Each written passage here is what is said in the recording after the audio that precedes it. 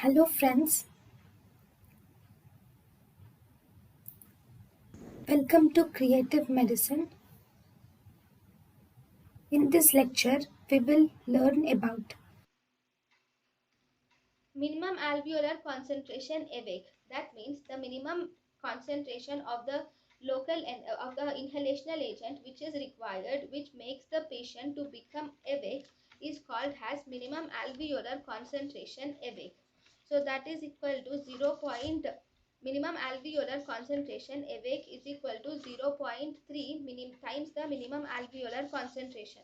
Minimum alveolar concentration bar is equal to 1.7 times the minimum alveolar concentration. Minimum alveolar concentration bar will inhibit the autonomic reflexes. Blood Summary: minimum alveolar concentration 95 is equal to 1.3 times minimum alveolar concentration. Minimum alveolar concentration awake is 0.3 times minimum alveolar concentration.